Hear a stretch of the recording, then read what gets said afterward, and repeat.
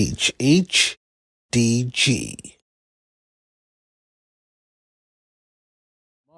What up, y'all? We are back. The most consistent and consistent podcast. Y'all know HHDG Media Live, the podcast. We are back this week. We got to the left of me, all the way in the meth capital of the planet right now. Peace, y'all. Wiki, over the neighborhoods, bring you that fly music. Yo, in a better spot than the hallway this week. In a better spot than the hallway. And no tie, sweatshirt, sweat vest. Word up. And we got that's it. We got the brother Ed who's chefing up some marvelous shit to get your mouth watered. But right now we looking at his calendar. We looking at that bum ass Mets hat. But we could deal, man. So anyway, Ian having fun with the missus. Shout outs to Iz, First Lady at HHDG, the kids, vacation. How's it going thus far? For the most part, doing good. Trying to stay away from everybody, but we had to go out and do a little food shopping, and saw a lot of people with no mask on. A lot of our people with no mask on. A lot of young people. Most of the older people, I saw, they had their mask on and everything, not halfway with the nose showing and everything, or just hanging back there, but actually had it on. But for the most part, a lot of younger people just no mask at all. Yeah, they just listen to the Migos. Mask off. Fucking mask off. Yeah, man. But I mean, hey, it is what it is with the mask thing. Y'all know me. I've been Mr. Here and there with the mask thing. Like as I mentioned before, I got my thing where it's like if I want to wear it, I'm wearing it. But generally my thing has been to and from work. So it's been either at work, home, car, work, home, car. But I'm not gonna lie, I finally found a mask that I'm willing to wear on a daily basis. Rest in peace to my favorite wrestler, Hayabusa. This is a little half a mask resembling of what he used to wear. Y'all give me a second. I could actually pull him up. But yeah, wearing this shit, I wear it. I literally wear it just in case. Like if the stores are asking to please wear it, I do it. I do it. I'm not wearing it every day. I ain't wearing it walking around. No, fuck that. I want fresh air. But yeah, here goes. Here he is. I could just show the whole thing. This is the mask, a portion of the mask of my favorite wrestler from back in the day, Hayabusa. This dude was a bad and interesting enough with this dude, man, crazy shit. Like he actually came back before he died. He came back from a horrific neck injury. He did one of his flips off the top rope. Yeah. And fucking landed on his neck, something disgusting. Like it made me cringe. I lost my shit and I was like, damn, man. But shout outs to Brandon Foul Brown in the comments. What up, brother? So yeah, I mean, I caved in, but mainly because I found this and it was like, yo, I could breathe in this, even though after a while with my hot stink ass breath, starts to build up the moisture inside. This shit, because of the way the lining is inside, it feels like I'm waterboarding myself. so I could dig it why people don't want to wear masks, but Ed, there's too many assholes out here that's just not complying and just talking that bullshit like, oh, it's my constitutional right. Ed, where the fuck you're old enough to know the Constitution when it was written? Where the fuck have they put this shit in the Constitution? Everybody's freedoms in America are subject. What I mean by that is, you have the right to free speech, but at the same time, you can't go into the movie theater and be like, oh, it's a fucking fire. So your rights could be compromised. You can't search my crib. I got privacy, is my house. All right, well, we got reason. We got a entry order. When the judge say we could search your property, we can search your property. So it's like everything's subjective, man. So there's no freedoms that's ultimately free, and that's a funny conversation, because when I I think about it like a shot of Sakura so much when I hear freedom, the word freedom. Like, I think about her statement on the word freedom every time I hear it. Like, yo, I don't know what freedom is. It's kind of like, I'm blessed with the freedoms we have, but the ultimate freedom, the ones that run around talk about no mask, I mean, to me, that's a small price as a black man in America, man. Yeah, I could dig it. That's just another rabbit hole for another day. Like I keep it real when I talk with people all the time, especially if I'm having conversations with people I work with and stuff, and they ask me how I feel about what's going on and stuff. Obviously, I'm standing with my people, but because Ian knows this firsthand because of where we grew up and all of that stuff. Like I personally did not go through the same thing that many of other black folks have. I know he didn't either. Even we grew up in somewhere in the same place, but different neighborhoods, different styles of neighborhoods too, because the West they got the name Wild Wild West Brighton for a reason. Port Richmond was a mixture of a little bit of everything. But for the most part, we still grew up in mixed environments, mixed friendships. We hung out with people from every neighborhood that we all kind of, in some respects, converged together. Like me and him mostly hung out when it was family time. Other than that, like we hung out in passing, even though that's family. I don't have to worry about like the whole, we didn't kick it like that because that's family. We could have went to each other's houses at any time, no matter what, no matter where. It was different. But we all had our different group of friends where it was like Ian had a mutual friend of ours, Joe, and a kid that I went to fucking elementary school with that lived right next door to them. They was the bike riding crew. I had my boys Lamar, Leon, and growing up, my best friend Danny O'Sullivan. We was our bike riding crew. Then we would go down into Westerly, go to my man Justin's house, go play football in the school in the yard over there. And so like the same upbringings of adversity and strife, and we all didn't go through that. But when you talk about these discussions, have these discussions and conversations, of course I'm going to convey the thoughts of my people for those that don't understand, because it's clear as day to me that I can understand what's going on. But again, if you're the same person who's living on the South Shore of Staten Island, who might have played football at Tottenville High School or Farrell with one black kid and say, hey, I got black friends because you played football with one black kid, you're not going to know the situations and things that are going on amongst our people. So the whole freedom conversation, I might have experienced a level of freedom different from the brother in Alabama who all he knew is his cousins and his brothers and stuff from the same neighborhood. As soon as he goes a block down the way, it's nigga this, nigga that, nigga this, and this, and and we all grew up differently, but it's a matter of having compassion, empathy, and just understanding what the struggles of others are in all of this shit. It's a matter of respecting that, yes, we all grew up differently.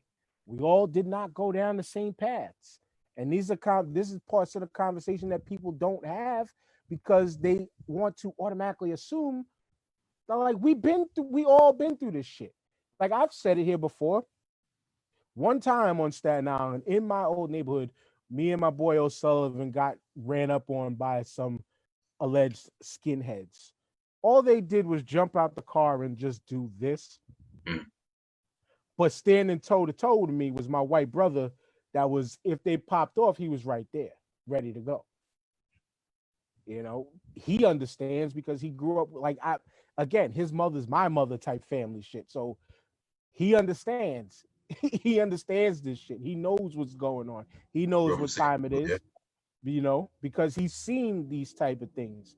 He's also seen his, you know, you could say my own people of my own color try to come at me. Once again, still standing toe to toe with me if some shit popped off. Because we all was brought up differently.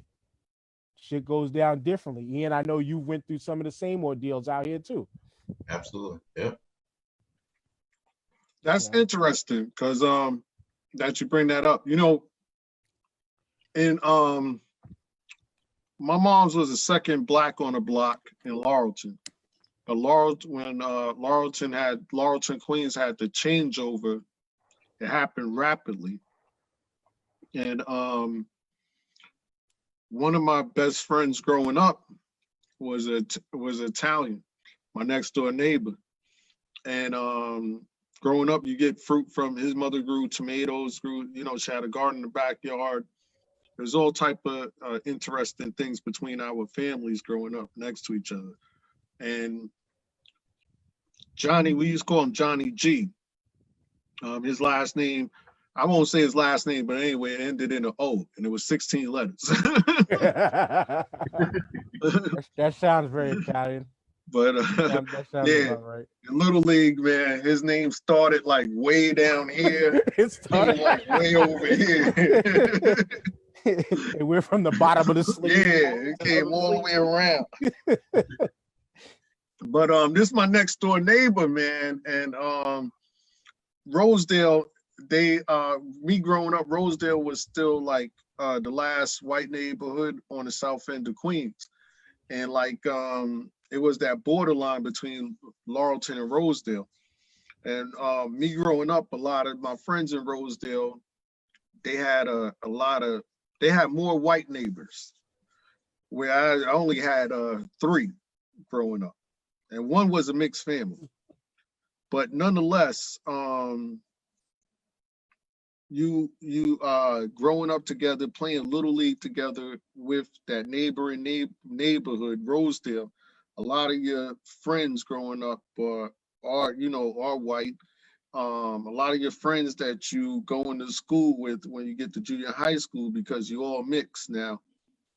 The friends that you play like Little League with, Pop Warner football with now, you know, now you're in junior high school with, and it's not like I see Staten Island, like it's not like Staten Island. I see Staten Island like being the same thing.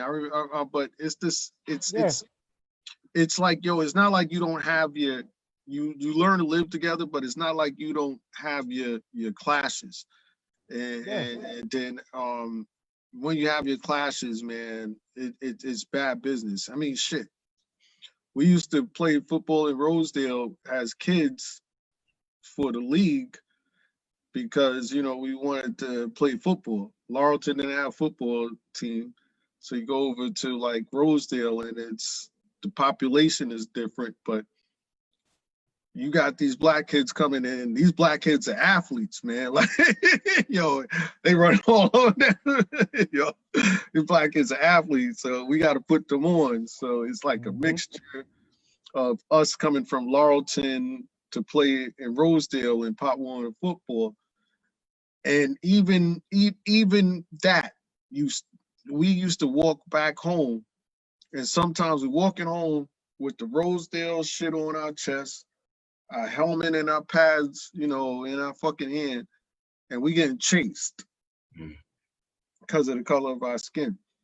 But let Saturday come around and everybody is like, oh, yeah.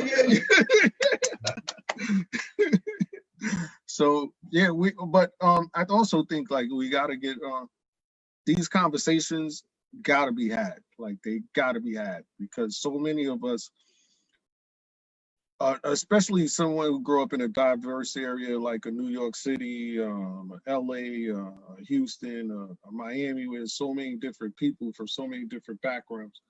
You know, so we gotta live together, man. Like you gotta fix it. Like, period. For We real. gotta live together. For real, because it's like just taking my elementary school, as a whole, like it was. I mean, we had. I mean, it was white, but there was like white kids that were Irish, German, part Polish, shit like that. Then you had us black kids. Then you had some Puerto Ricans, some Dominicans. We had we had Mexicans. Like you remember Port Richmond, Ian, back in the day, where now Port Richmond is fucking Mexico for real.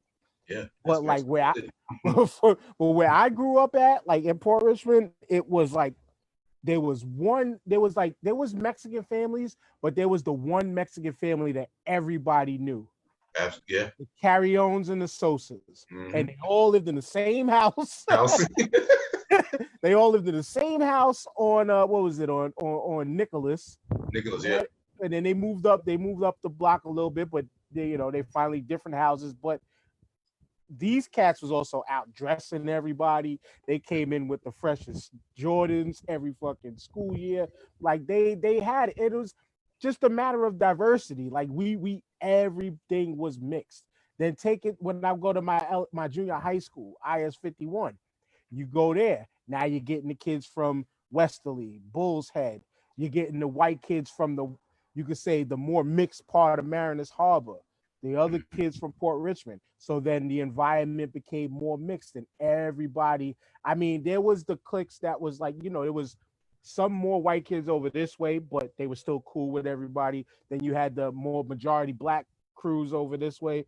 Then they were still cool with everybody. Then you had kind of the people that was in my spectrum where it was everybody combined, everybody mixed up.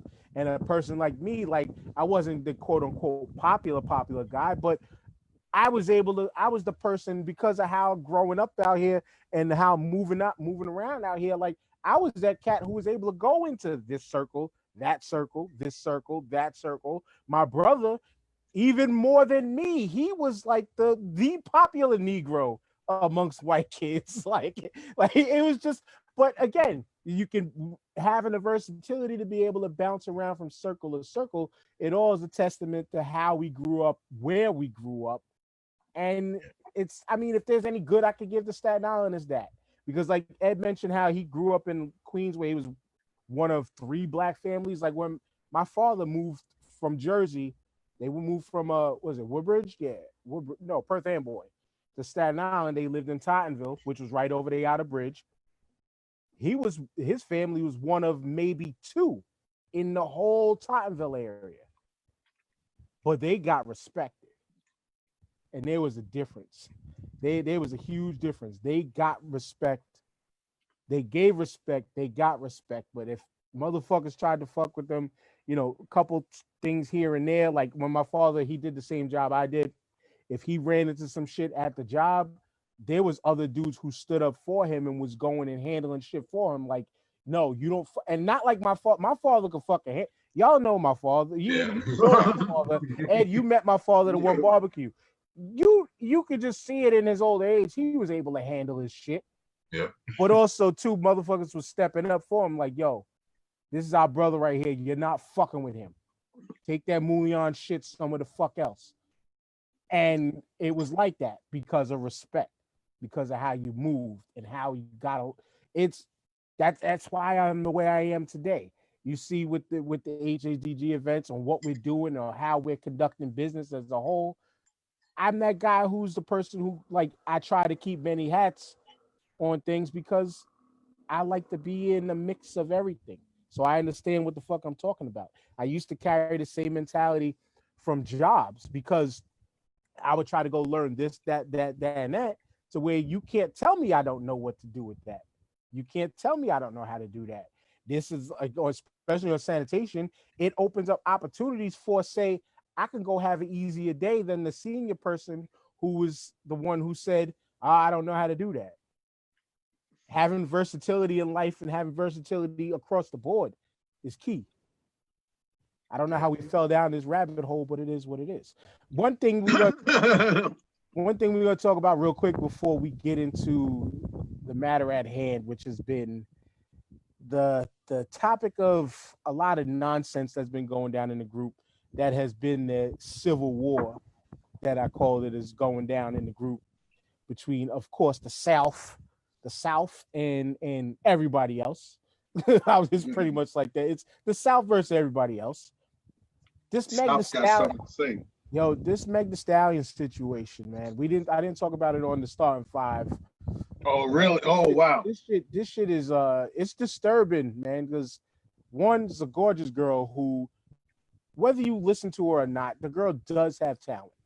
More than just her body, more than just her looks. Like if you listen to some joints she does, she can rap. Like it's not like it's a fraud thing. Like she can legitimately rap. But Right. they're saying now that the news that's been breaking today is that allegedly Tory Lanez was the person that shot her. Right, in the foot. And some shit happened in the vehicle. I saw the footage of them exiting the vehicle on the police commands.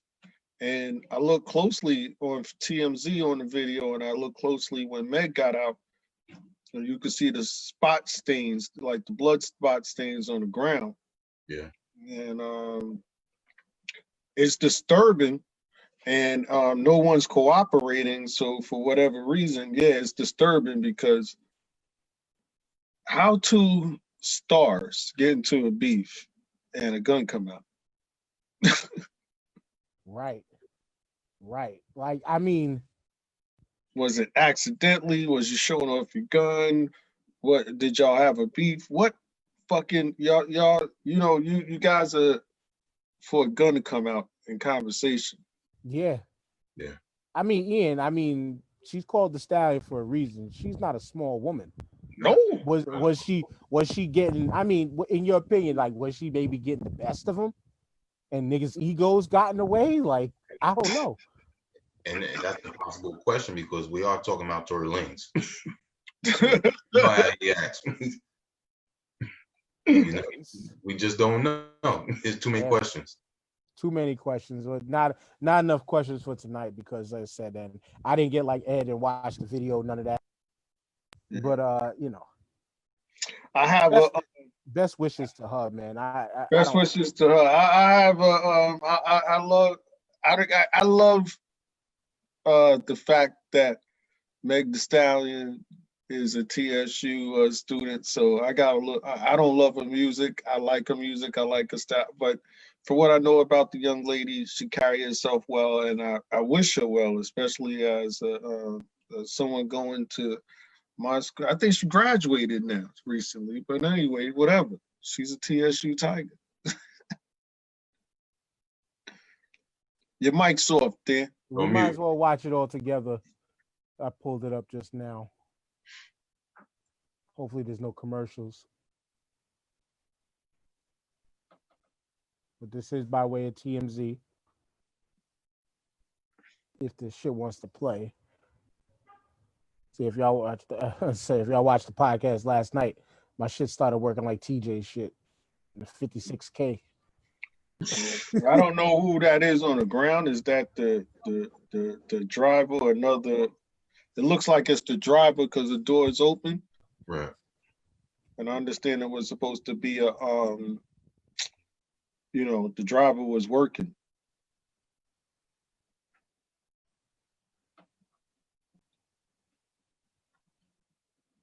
And you see it clearly.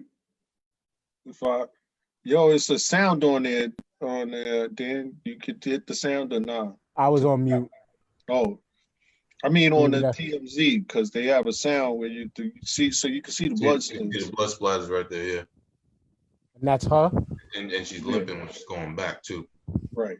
But it looks blurred out. Like, was she like half naked or something? Nah, she's dressed, but you see the blood stains on the floor? Yeah. For everywhere she walks, she leaves a stain, and she can't walk because her feet are hurting, so she stumbles. Yeah. Oh, damn.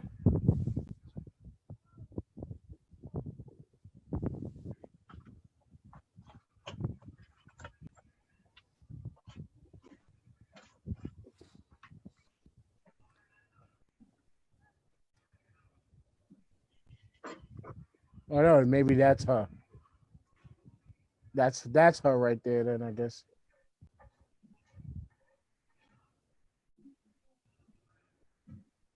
Oh, damn. Them yeeks.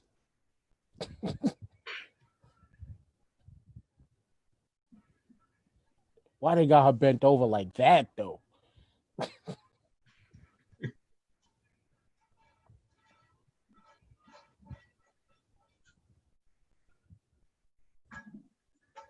What the fuck do they have her doing like the YMCA on the ground? What the fuck? Yeah, that's some extra stuff. They wasn't Oh, even reading all that. they was trying to get all in between the sheets. That's crazy. They was trying to get all up in that crack. I mean, all up in the crack. That's fucking nuts. But yeah, man, and it said on the article Tory was arrested. It said Tory was arrested for possession of a concealed weapon. Mm-hmm.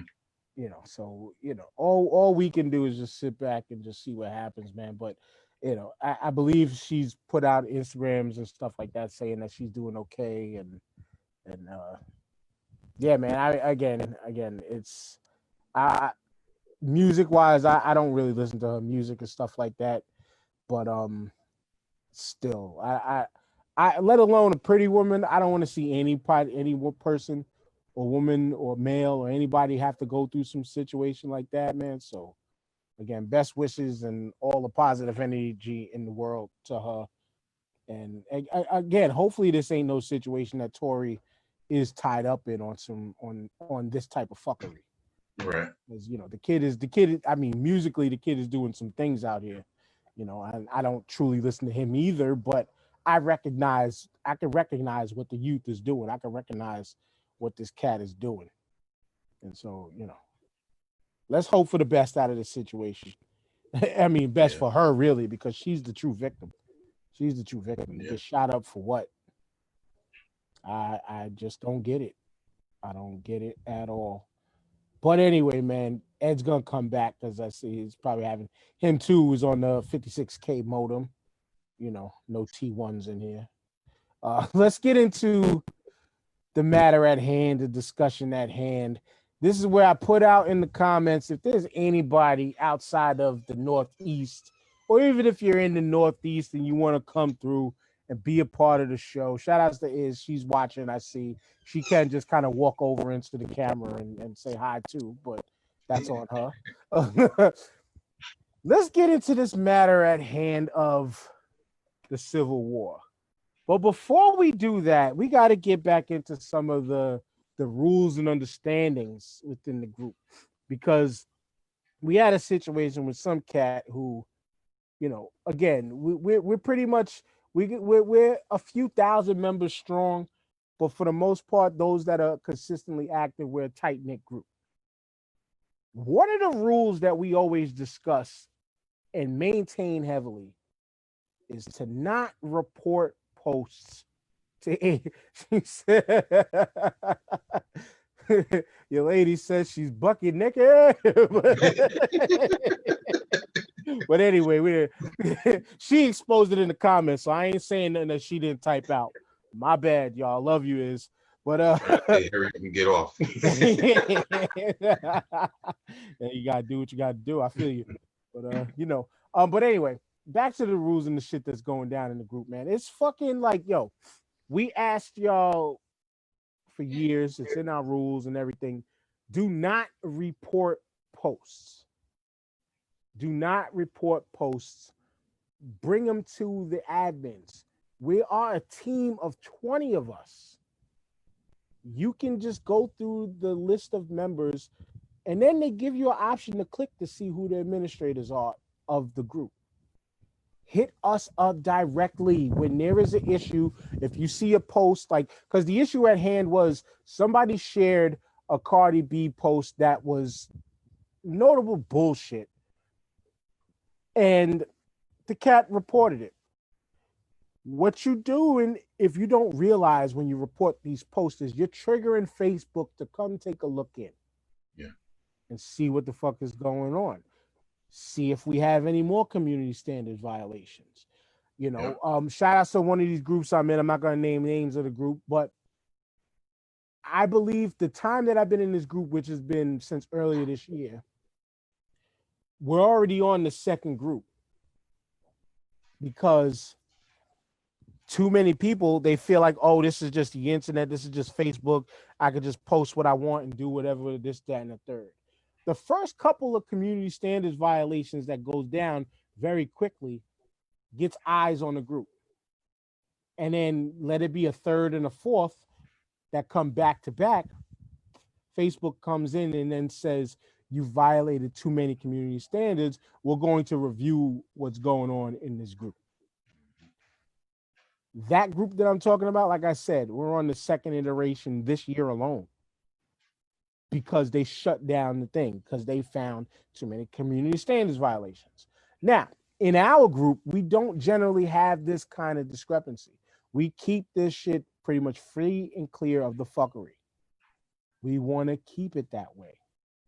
Do you want to be one of those people that are going to have to find us again because you fucked around and reported a post and now HHDG has been shut down and we have to rebuild this as a group again? And I got to stress it as a group again because coming soon, we're still working out the direction we're going to kick it off in. HHDGmedia.com is already a thing, but it's still under construction right now. It's under development. So eventually we will have another home for everything that's going on. But this is where it all started. The Facebook group is where this whole thing started. And so y'all know that this is coming along. Make sure y'all save that in your favorites browser because it is coming. HHDGmedia.com. You see the page. We got the history of the group up right now.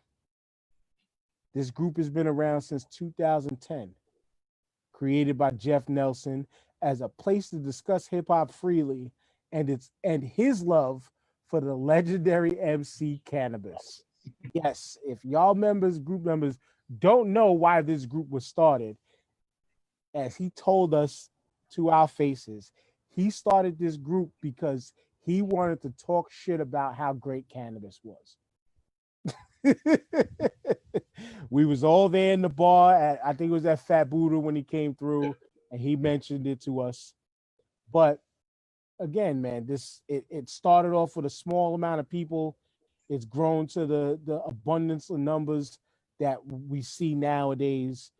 And we want to keep this Facebook group that way. We want to keep the Facebook group live and thriving for everybody, but we can't have y'all doing this to us.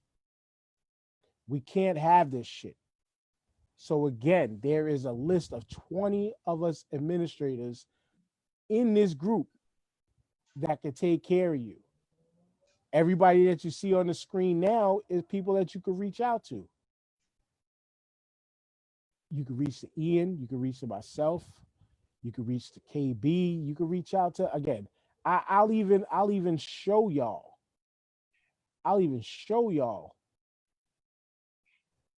Who the administrators are. I'm going through too much right now. Maybe I'm giving y'all I'm not even showing you, but I could be showing too much of how the sauce is made. And you gotta, like the Colonel, you gotta keep them 11 herbs and spices secret. You can't show everything. Just can't show everything that they can reach out to. That's the main focus. That's it. Go ahead, speak on it. This group, as you already started, and just go from there. We've built it up to what it is right now. Still thousands of people knocking on the door. That tells you something. There's no reason to not reach out to the necessary people about it. If you feel a certain way, reach out to one of us and not all of us. It's just that. You can get rectified right there. That's it. You see the list of admins right here. From Diz to Benz, to Skelly, to Gladstone, Spoo. Everybody knows Spoo because he's one of the main ones that invites everybody and approves people to come in. We got Retro P, Simone, 2 of Diz's accounts. JP, one of the original 50. F7, one of the original 50. The CEO, KB. You can see Atir, the Harlem bully himself, Seuss. Keeler, we need to find where she's at. T. Smith. There's your admin team right there. Reach out to any of us when there's an issue or discrepancy that you feel is a discrepancy, you know, that we might have missed. Yes, we are a large team of admins. But shit can get missed. Chris Jackson said Notebook C. I guess that's the name of the cat who reported the shit, man. But we gotta fix that fuckery. Y'all gotta stop that shit. But the other thing that's kind of gotta stop as we get into it is the civil war going on at HHDG. A lot of y'all long member cats have been, y'all know how the group gets down. Y'all know how we get down. We get to a level of trolling each other in a way that we understand. That's why we stress the factor of get yourself known in the group first and foremost, you know. So some cats know who's who and how they conduct themselves, how they operate, you know. A lot of those calling each other dickheads and pussies and all that stuff. Most of those days have been gone, other than the new cats that don't know how we get down. They quickly learn. Just as Chris said, Notebook C learned the hard way. His ass is out in the streets looking for another whack ass group that he could just say whatever the fuck he wants and troll around probably right now. But when it comes to this whole thing of the South versus this versus that, it's like, yo, one, yes, we got the crop of old head thinking, yo, it's still 1980 fucking 8 to 1992 type thinking. KRS-One, not even KRS-One, but Slick Rick is still the greatest storyteller of all time. Yeah, I still only give props to Nas and Jay-Z, and I don't fuck with, I don't, like my neighbor just said EPMD, like, yo, rap has sucked since fucking since the show came out type of niggas. Like, those East Coast biased motherfuckers, we can admit to it. We all got a bit of bias from where we come from. There's a given. It's a given. We do. We got a bias for our eras. The 90s was the best. It's a given. But you gotta think that, you gotta remember that it's like, yo, there's a large crop of us, there's a large group of us that understand that, yo, yes, these young kids are doing their thing. A lot of us, like us two right here, we give props to these kids that are doing their thing. We might not generally be fans of what they're doing, but we also remember and respect that, yo, the kids and the youth got to have their moment. They got to have their time. We had our time. My neighbor just butted and tried to say it's not rap no more. You're dead wrong. It absolutely still is.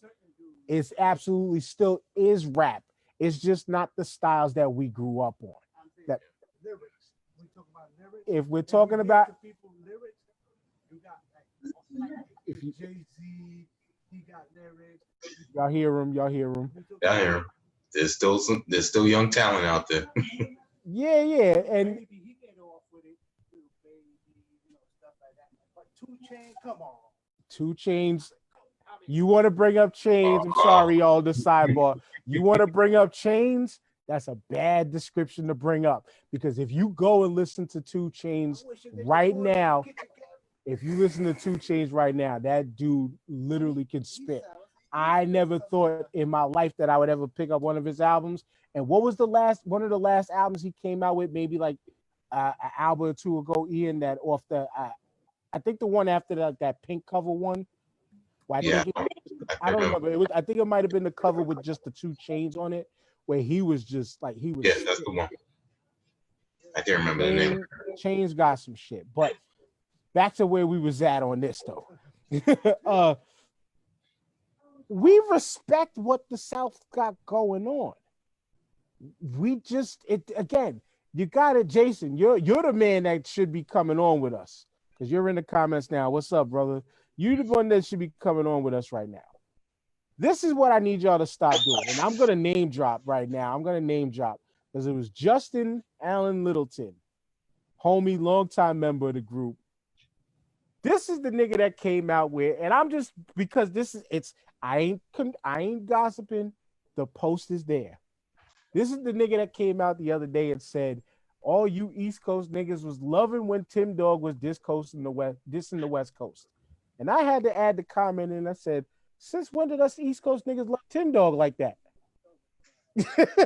As my neighbor just said, Tim Dog is trash. We knew Tim Dog was trash, other than the fuck Compton joint was aight. But not everybody rocked with Tim Dog like that. So I got to say, brother, bad example you used.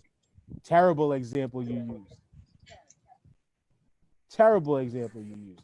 But nonetheless, if you want to bring it back, Ian, you want to bring it back to our eras, we fucked with Cypress Hill. Fucked with Dilated Peoples. We fucked with Freestyle Fellowship, High Row. So to say that the West is Short, Dre, Snoop, the obvious names, E40, fucking Be Legit, we fuck with that shit. You want to bring it to the South. Wrong person to tell, especially if I'm taking it personal, wrong person to say that to.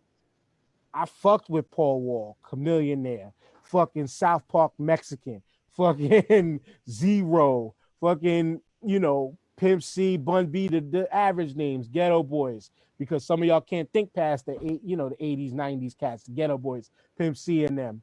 I fucked with Mike Jones, even though he was whack, but I fucked with the single.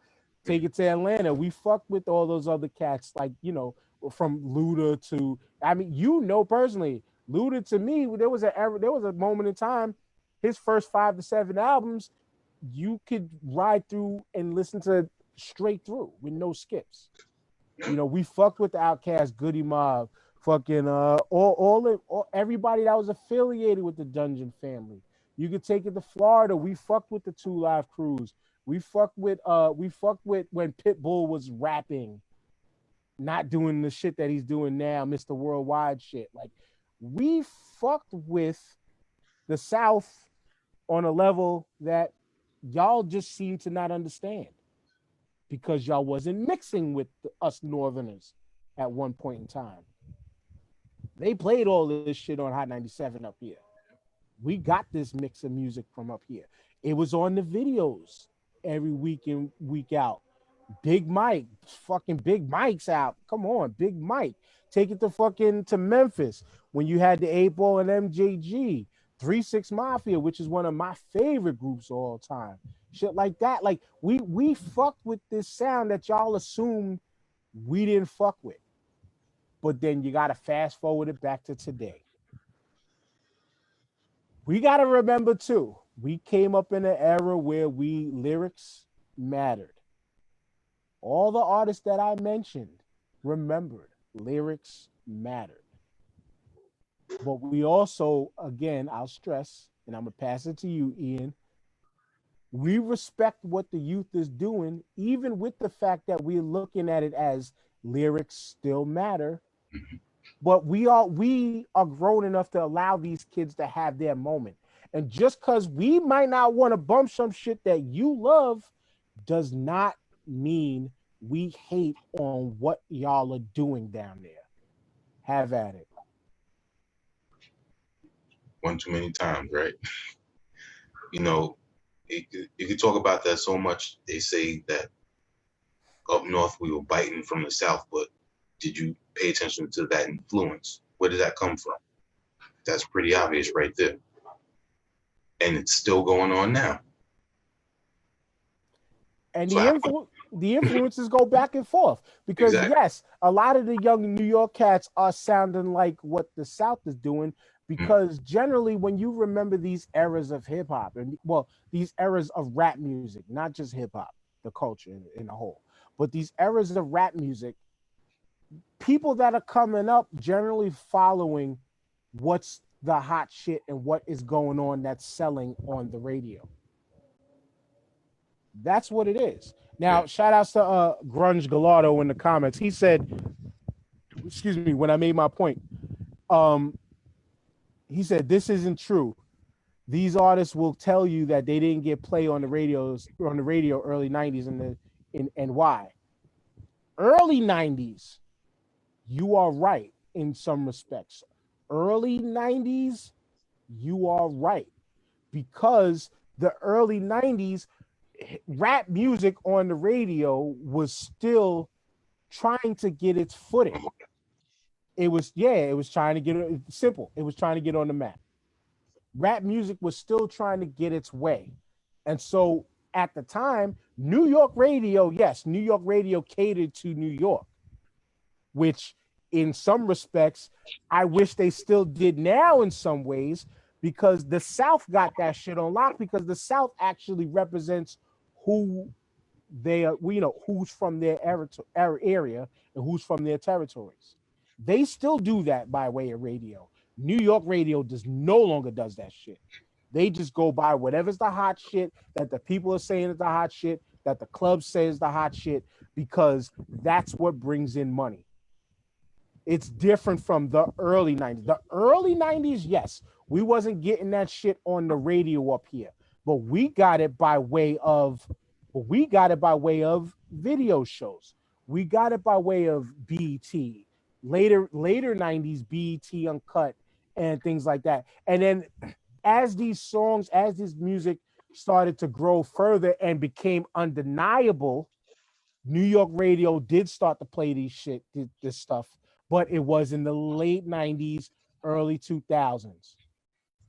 When, yes, Funkmaster Flex used to rewind Master P, make him say, and all of that shit. Heavy when it came out. No Limit got love from certain cats up here.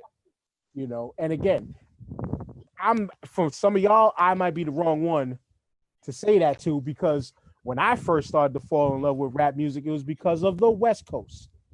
To me, it wasn't from what was going on out here. I knew what was going on out here, but what really made me dive into this culture was NWA.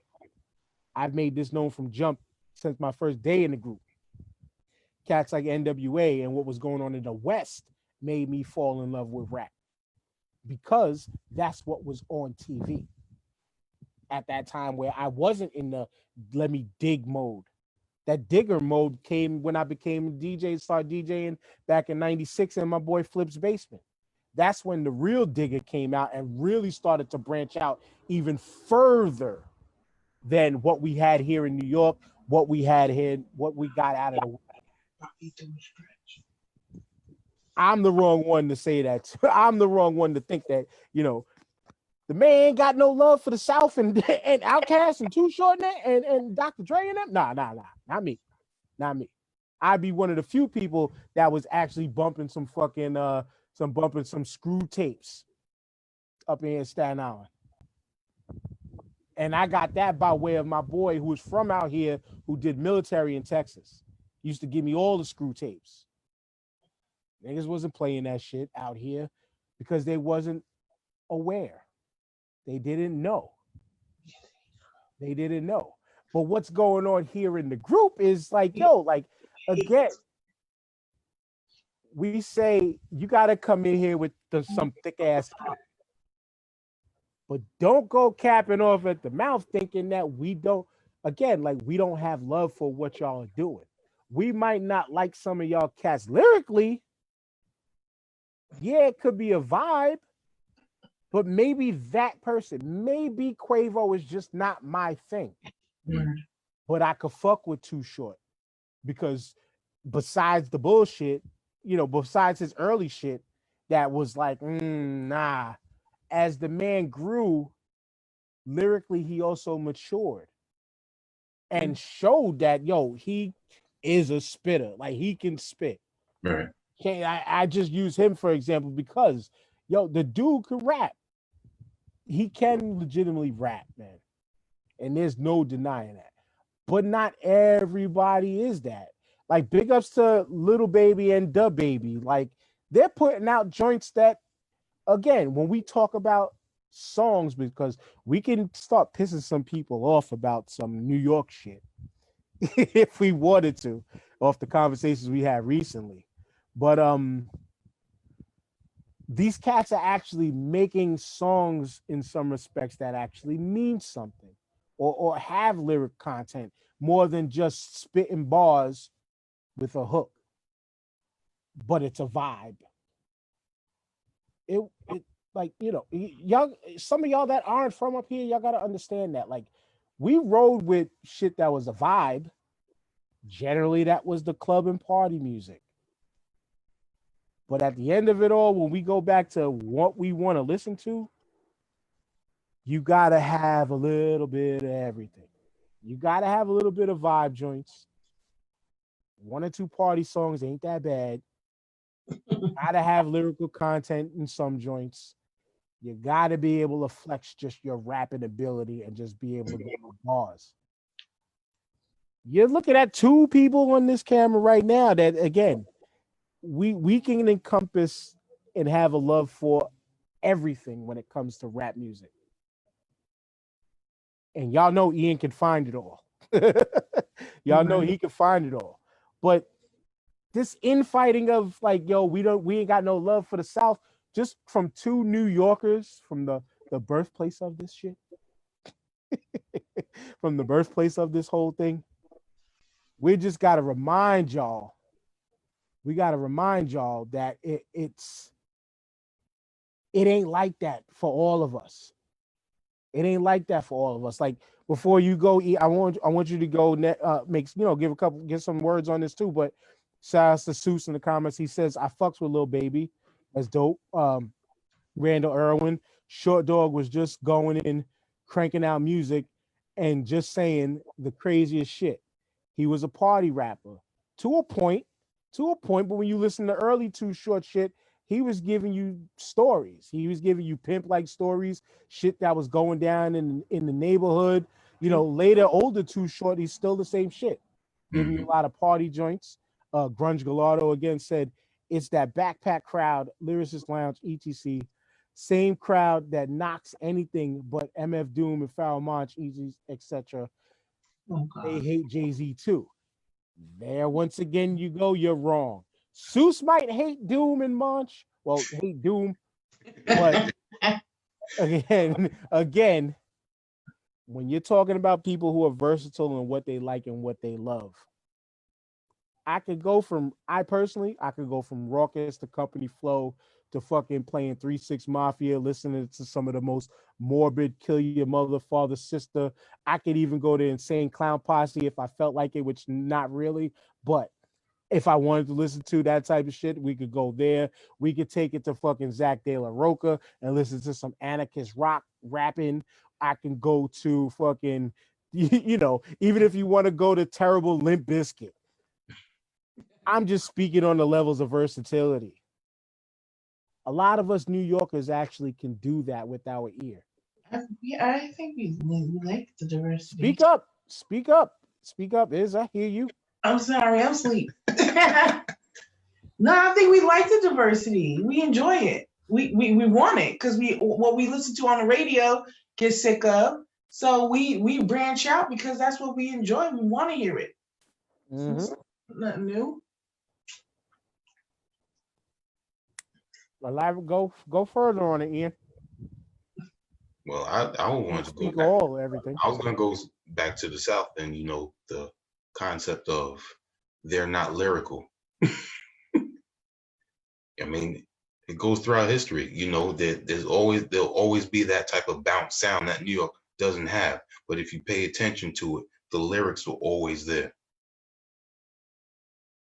Once you get past just the mindset of it's party music or it's just about that hood back there, go back to those songs and listen to it. Those lyrics are there just like they are up here. But people don't want to accept that.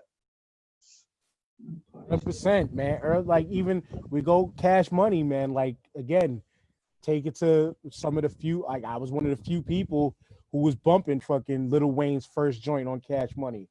I was one of the few. I'm just saying personally, like in my circle that I was hanging out with immediately in those times, like I was one of the few people. I was like, yo, this Juvenile 400 Degrees is the shit. Yo, this fucking Master P Ghetto D. I love that, pause, but I love that, I love shit like that. Like, and when you listen to these cats, like you said, they had content, lyrical content that is like, whether it's, and again, this is another misconception that I think people need to get the fuck out of their heads. When you're talking about lyrical content, it does not fucking mean you have going to the direction of the old adage of, oh, so that means you like that conscious shit, that fucking, that most Def Talib Kweli Common, or nowadays, oh, you love that Kendrick Lamar, J. Cole. Like, no, that doesn't mean that when you're talking about it. It doesn't mean that. Mm-hmm. It doesn't mean that at all.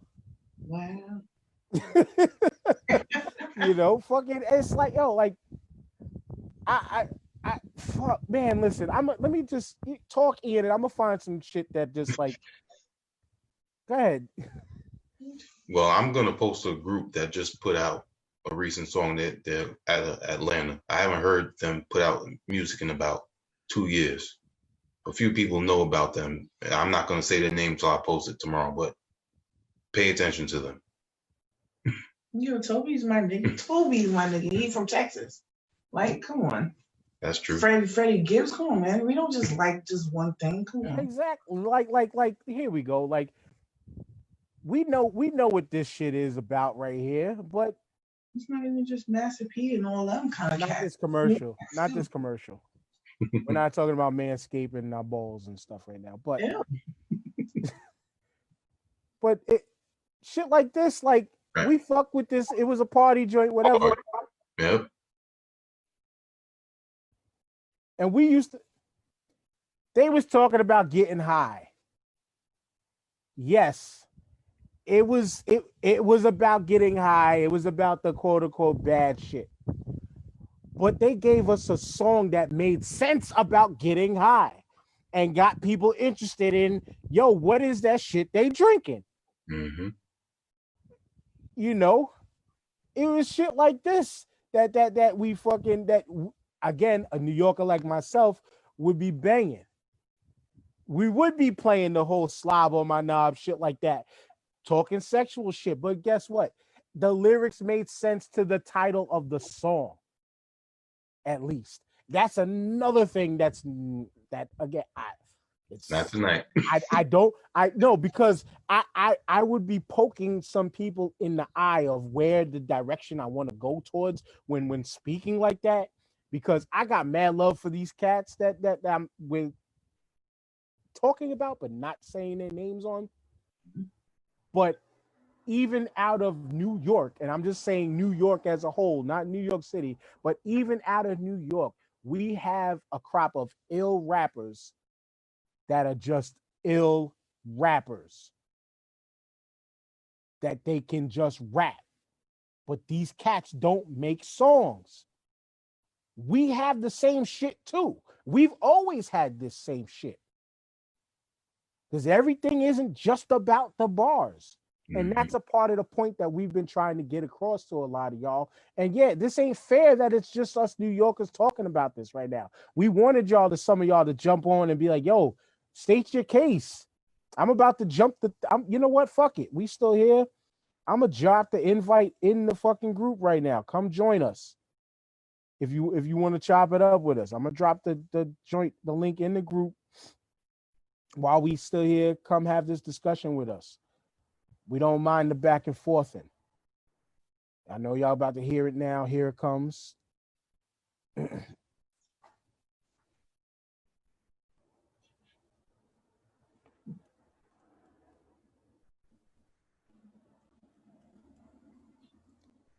Sorry for the pause. But yeah, I just had to open that up to the group because again, it's just so many misconceptions, and it happens right in our home. Week in and week out. Oh, damn. Y'all wasn't down there that long to be virus coughing like that. Oh, yeah. You have a dry throat, God. I love you. It's no problem. Don't worry about it. I ain't catching it in my ear. Well, let's see who joined in with us on this conversation. Because again, and this isn't just for the group, because like how my neighbor butted in on the conversation before.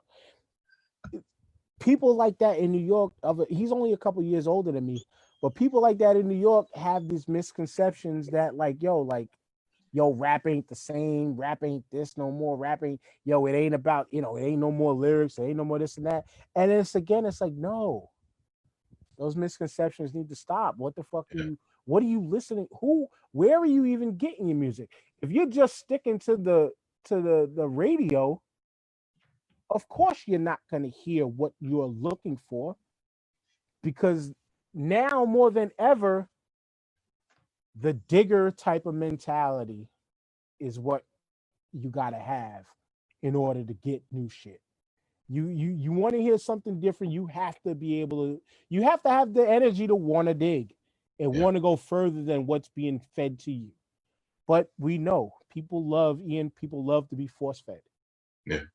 That's just, people love to be force fed. It just goes in part with life, If you want to find something that you're interested in, you still got to go and do your little research. You're not going to find everything you want just right there in front of you. Mm-hmm. This is the product. This is the product of no more encyclopedias. Because remember, you want to learn? You want to learn something? You want to look something up? Yep. That bookshelf over there. Yep, the whole bookshelf. What you need? Oh, you're looking for something, Socrates. Oh yeah. Get that S through T over there, and then you got to dig in S through T. Yeah. That them days is gone. Everybody likes to be force fed. Everybody likes to be, catered to. And you want some good shit. Sometimes you gotta snap out of it. You claim you got a hustler's mentality. You gotta go get it. Well, go get the shit you want to hear. Break that chain. Mm-hmm. You want to talk shit? You want to talk? Everybody's a SoundCloud rapper nowadays.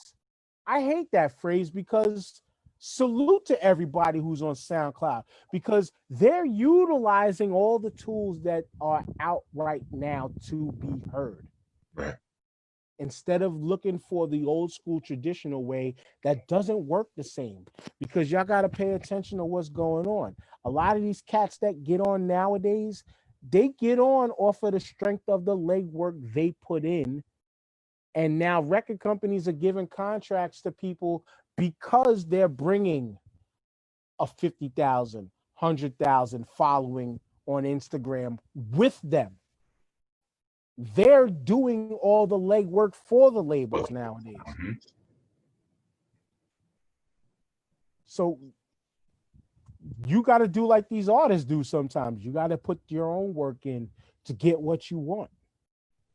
The group should be thankful, and they generally are, but they need to be thankful like crazy for you, for Nicole Porter, for Chris Walker, for sometimes even Mike Polk, or Justin Littleton, as I mentioned before, even Jason with the New Music Fridays sometimes. Some of y'all, hold on one second. Some of y'all do the work. Some of y'all put that work in. A lot of y'all get it off of Ian. Don't be ashamed to say it, but we should be thankful for it. We should be thankful for it because it's necessary.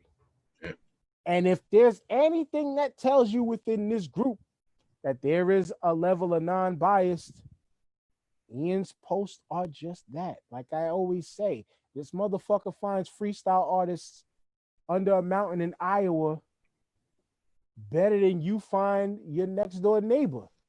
Go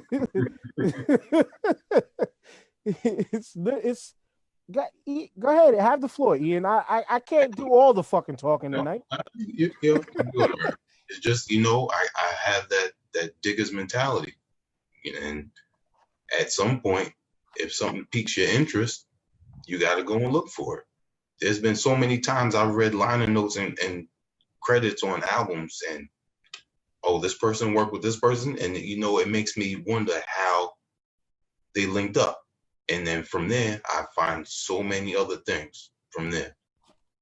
Your mind just expands from there, and it's just so much more. You find new artists, more creativity out there, and it just that drive makes me want to see what else is out there. Yes, sir. Yes, sir. And we got FACEMOB, the KANG. The KANG. Peace. Yeah. You're on mute. You got to unmute yourself. There you go. There you go. There it is. You ain't bench press sweaty today. Good. No, I'm cooking right now. Oh, I was gonna say you slaving in the kitchen sweaty right now. Yeah. You got me putting up curtains and stuff right now. Shit. Yeah. Oh shit. Home designing right now. T. Smith joining the conversation. But yeah, y'all can't have the Civil War without the South. Thank you. That's why I put it out there. Especially your monkey ass. We love you, brother. We got the utmost love and respect for you. But you be one of them that be on that bullshit though. Let's keep it funky. Sometimes, but if I'm on it, somebody spurred it up, man. True indeed. Somebody drew it out of me. And then I gotta bring it then. I just gotta come with it. Mm-hmm. I gotta represent. Can't let them just shun us out like that. 100%. But for what I spoke on earlier, what up, T? Shout outs to you, brother, for coming through. But, sorry, I'm late, man. I just got in. It's all good. You a man of many states nowadays. Planting seeds and tilling the land and exactly trying to become one with the earth. Nigga walking barefoot nowadays. My brother's about to have fucking hemp sandal line coming out. Yep. Fuck this industry, man. I dig it. I'm going to the woods. I dig it. It's gonna be fucking farming fucking collard greens and mustard greens in that polo. Still gotta keep it in New York though. Exactly. What's good though? Like what's popping, y'all? What's going on with the group? What's up? Well, we already went through the whole rule situation. We'll elaborate a little more on that again in a minute.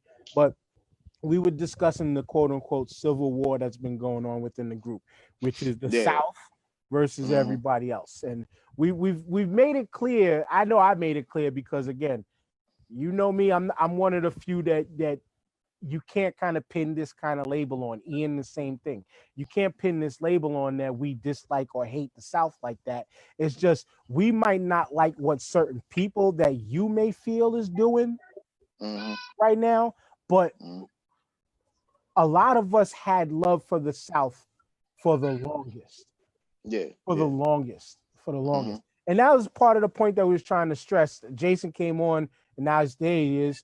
What up? I wanted to get back to you, Ian. That shirt look good, Ian. Yes, it does. But I wanted to get back to you, Jason, because you was here for the beginning of most of what I mentioned before, and I wanted to stress to you that again, a lot of people. It wasn't a lot of us. It wasn't too many of us at one time.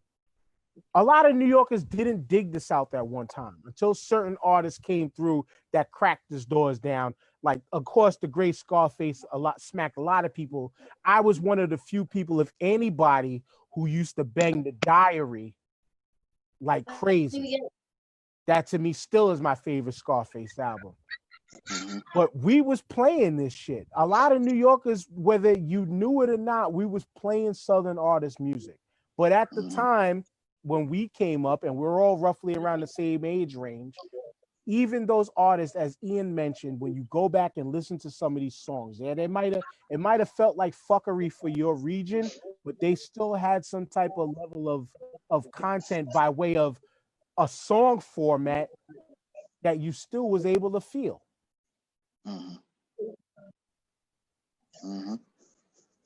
Go ahead, T, True. because this guy is bouncing around. Yeah, I'm No, but so I mean, again, I laid it out earlier again on how us New Yorkers truly are not on that fuck the South shit. I Certain didn't get vibe. where all that was coming Yeah, from. it's just the again, we might not be feeling what a lot of the youth is doing, but a lot of us give these kids their respect and say, yo, this is your time. You're running with the ball right now. You could have that. You could have that. right. A lot of New Yorkers do feel though, you know, New York is running to that South shit. Like this ain't Atlanta and Brooklyn. But again, as I stressed before, people got to remember when you're going by what's selling, which music isn't truly, it's selling, but it's not selling by ways people think anymore, the way it used to be. When you're going with what's being played on the radios, what's being played in the clubs, and nowadays the club is the strip club, whose sound is reigning supreme? So you're going to get the people that want to be on that level, they're going to eventually ride that wave. Right. Can I ask a question? Go ahead.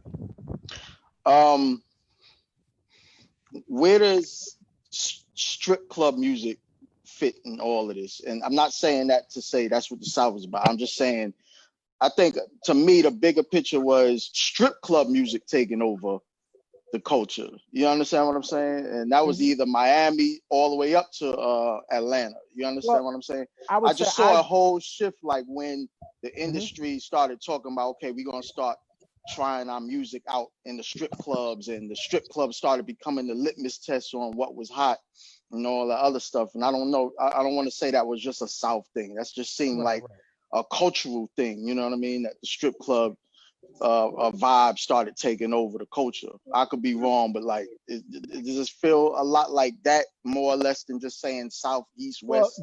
I'll give the floor to Jason. I'll give the floor to Jason because again, this is he's calling because this is his region, and he was there more to be able to specify and clarify where this came from.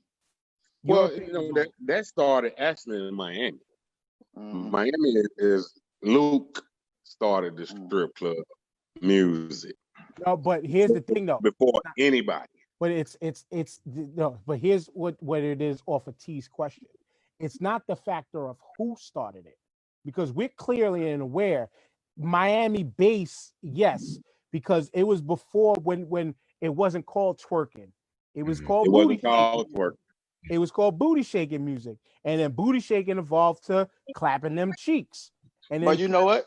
Came to twerking. But what T was trying to get at is in this era, when did the paradigm shift begin to go to now it's the strip club's time?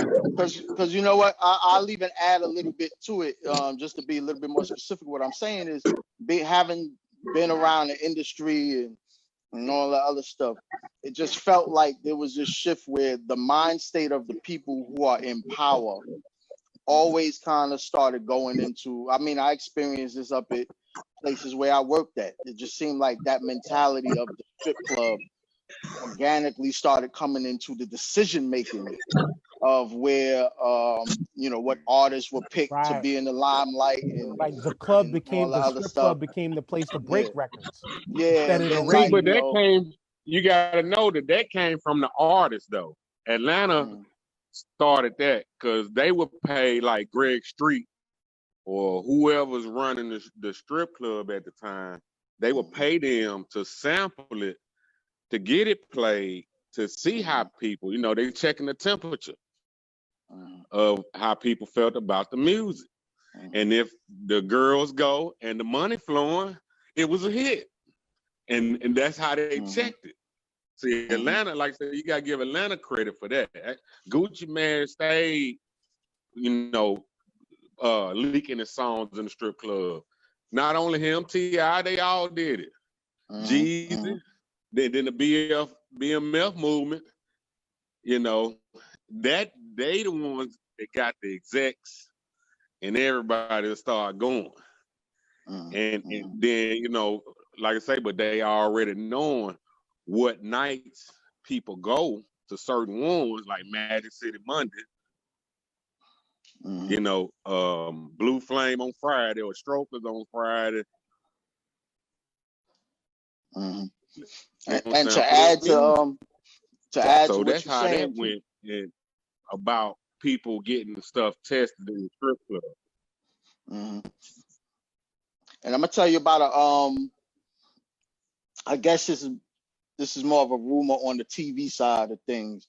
Supposedly there was this conversation between like Jermaine Dupri and Stephen Hill up at BET that like is where you started seeing a shift of content on the BET side going into Atlanta and stuff like that. You know what I'm saying? And then it just shows you how easy it is for not like a whole bunch of people, but just literally like 2 or 3 people to really shift the whole entire culture. You know what I'm saying? Because it was something about it's a rumor. I don't know. I wasn't there, obviously, but you just heard little things about it. Like Jermaine Dupri was saying that New York wasn't the shit no more, and like pushing that to them heads up there. And then you started seeing a shift in like the music videos that were being picked a lot and all that other stuff. So it's like, I'm just throwing that in the pot because I know that was part of the conversation,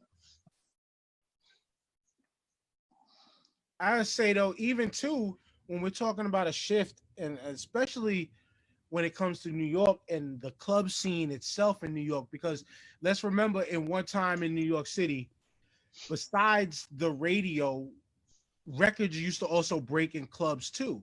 Red Alert was famous for it. I mean, the whole BDP KRS-One situation was, the whole Bridge Wars thing. Like, was the Bridge Wars thing was it was a smash in the club when he dropped KRS-One, The Bridge Is Over. But also too, the club scene kind of paradigm shift happened up here by way of once you've seen Giuliani start to shut down a lot of the nightclubs, then Bloomberg capped off shutting down a lot of the big nightclubs, the spots turned to lounges. But then again, following the trends of what's going on that's big down there, then now in New York, you started to see more and more strip clubs open up. There used to be Lust in Brooklyn. There was the spot in Queens. Sue's Rendezvous in the Bronx was always a spot. That was always a spot. But it started to now become more where cats was going to the club. Yeah, we're going to the strip club now. Yeah, it went from the clubs to the strip clubs. Yeah. And so even in those spots, and I would say even going to I was gonna say the 50 Cent era when his era was going strong, this was a part of it too. But no, this is like the later 50 Cent era, like when he's already 3 albums deep. You would be seeing artists like him in the club, or when like the French Montana's coming on. He did his Cocaine City DVDs shit, but then his music started to be the joints that was playing in the New York clubs up here, getting broke in New York clubs up here. Then a lot of the New York cats started to do the whole I'm doing the album or song release party at the strip club up here. So we've kind of adapted and even in that respects to how the South was rolling. Hey, question. Yes. Did it go down when Mecca Auto went down? Did it shift in? Who? When what? Unique Mecca Audio. He had Club 2000 up there, didn't he? They said all the DJs used to come up there, mess with him, and break music. You know who I'm talking about? I'm familiar with that. But I mean, but early 2000s though, like I remember the club scene in the early 2000s. Like ironically, I was just talking to somebody that on a group earlier that I used to work with, where we was in Webster Hall every Friday and Saturday night. Now a lot of record breaking wasn't happening in spots like that, but in New York in the club era, like you mentioned how the strip clubs had the Monday nights, the Tuesday nights, things like that. Up here, and I know T.E. and you're familiar in New York City. Tuesday nights, Wednesday nights was those industry nights when regular common folks couldn't go out like that because they had to go to work the next day. Yeah. So all the industry parties was like on Tuesdays. Yeah, all of those spots you would hear the exclusive shit if you were fortunate enough to get in them. Or I unfortunately missed it. The tunnel used to be that spot too. Yeah. So there's similarities across the board, and this is some of the shit that HHDG members that are trying to do all this infighting, talking about, oh, New York loves Tim Dog and that bullshit like that. like Yeah, no. how did that get some traction? Like, how did that even, like, how did Tim Dog get traction in HHDG, man? We got a whole different breed of shit going on here, man. I don't know if y'all talked about any of that earlier. We did. Man, We did already. Yeah, I ain't gonna rehash nothing, but yeah, like, it's just a lot of fuck shit going on in this group. I almost want to say there's some damn ops in here too, but that's a whole other conversation. But we can spin it back to that while Jason's tearing the fuck up out of that chicken bone. We talked about the rules and shit and stuff in the group, because we'll close out with this. We did talk about a lot of the rules and stuff that goes down in the group as far as the reporting situation goes. We stressed the fact that and showed HHDGmedia.com is on the way. So yes, we're gonna have another platform coming, but we cannot lose this one. If you're going to report, if you see some shit you want to report, send it to an admin. There is about 20 of us, but again, we all can miss something. But just shoot it to us, because again, I stressed the fact earlier. Facebook watches these community standards violations. They do. And Jason, you're in the group with me. I'm not shouting out the name, but you got added in the group with me by the brother Andy Onyx on Facebook. We went through a second iteration of this group because of too many community standard violations. If this shit happens to HHDG, do y'all understand the magnitude of this many people getting shut down and having to rebuild this? Can I tell my quick story of what happened to me just a week Please ago? do. And this story will stress the reason why we're saying stop reporting shit.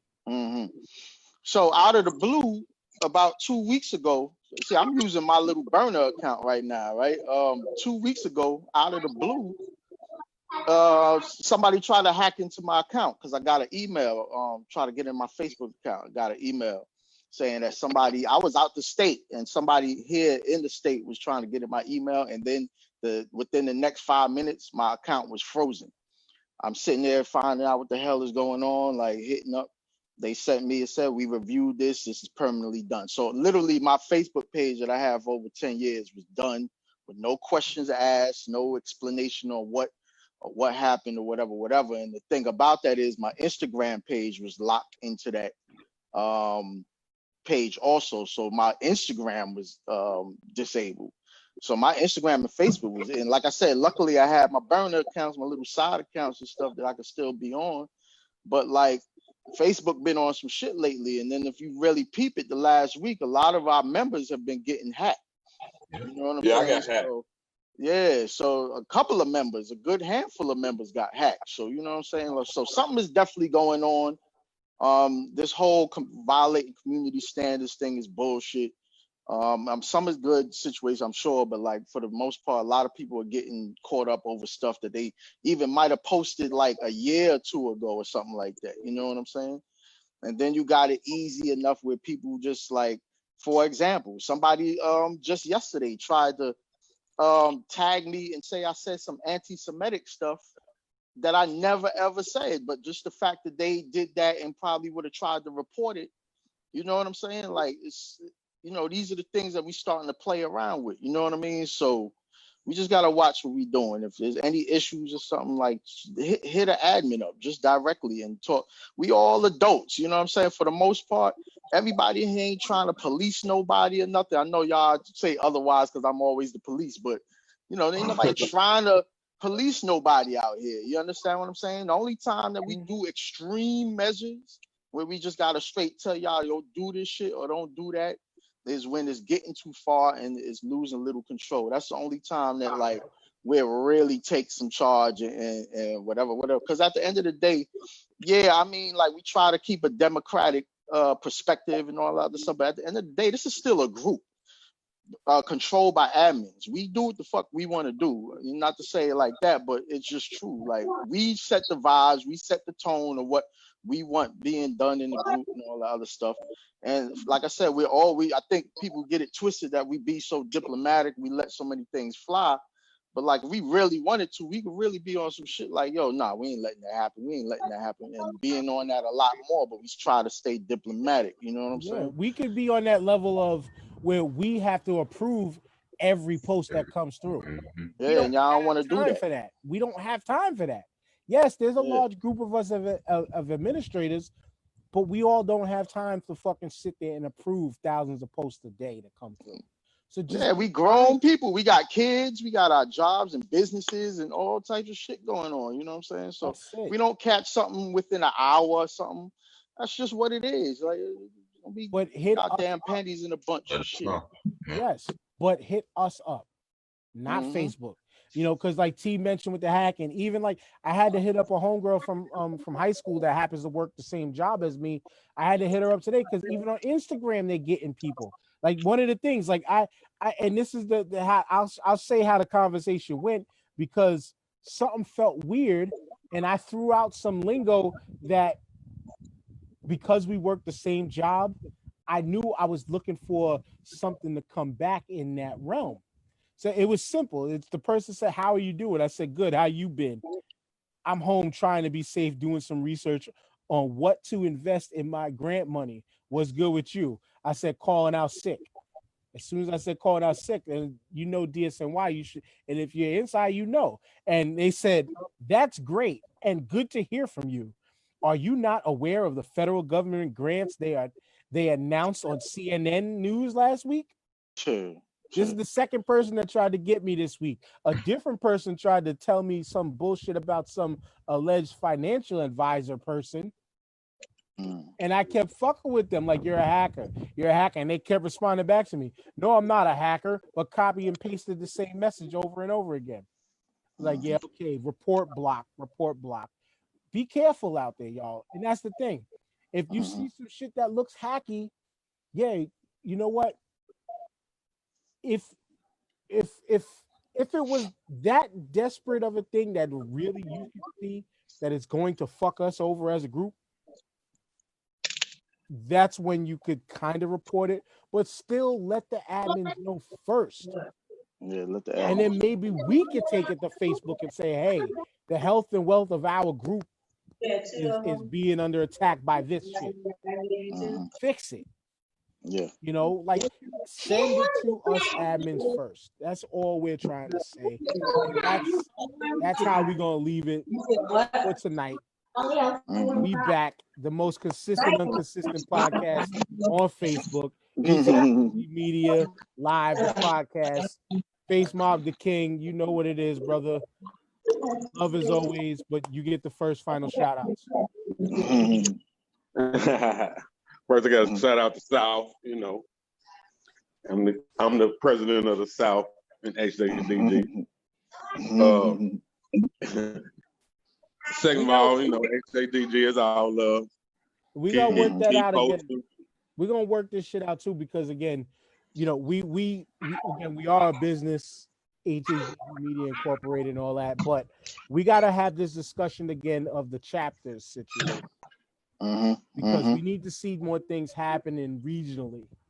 Yeah. Once this COVID shit breaks, we got to get a lot of these events and stuff popping again. But we got to get these things going regionally, and we're going to be looking at people who are consistent actives like yourself and stuff to get HHDG shit popping regionally. You know, we'll give you official keys to run with our name to do so. When the timing is right, because yes, unfortunately to some of y'all can't just go running around using our shit willy-nilly no more. We ain't suing nobody, but we paying the taxes around here for this shit. Exactly. You know, so we got to talk about that the regional shit again soon, man. We got to get true legit regional chapters of the group to make things happen, because East Coast bias wins with that all the time. We get up all the time. Yeah. T, you but imagine I mean, imagine, like, see how we get together at the Brooklyn Hip Hop Festival. Unfortunately, it's not happening no more. But see how we got together. Imagine, like, just like the NAACP, even though I don't want to bring their name up, but but you know, say we had chapters of HHDG all around like that, where we was getting together, we was doing festivals and stuff, and start fundraising and being able to do events in different regions and things like that. I'm in the South now. I'm in North Carolina, so any of my HHDG fam in North Carolina, let's get up. You know what I'm saying? That's it.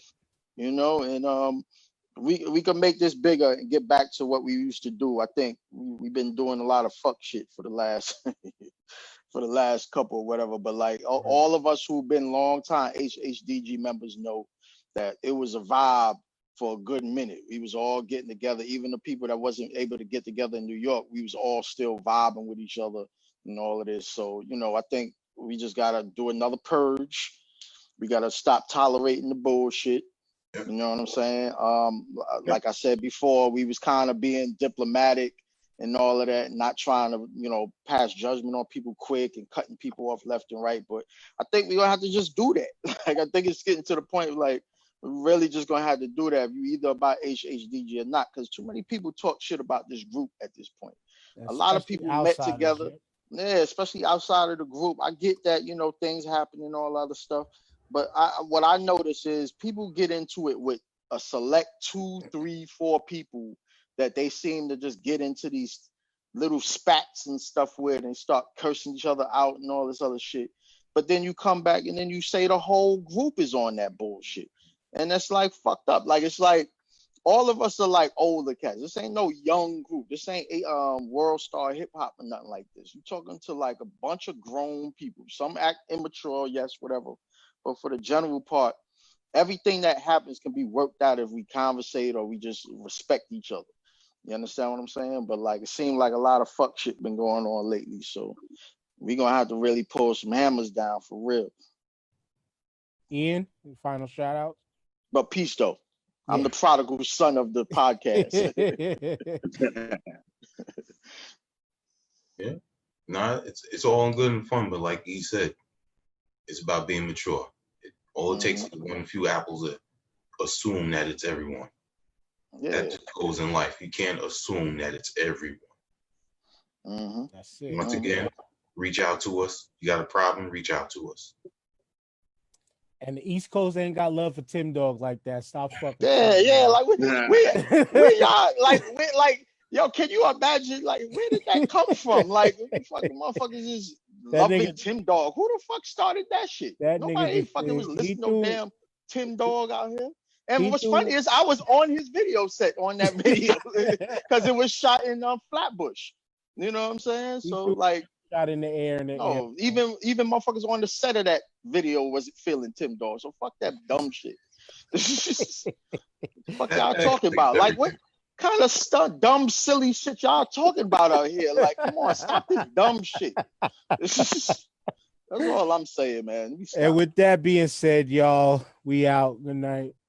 Peace as always. Peace. Right. We'll try to be back next week. HHDG.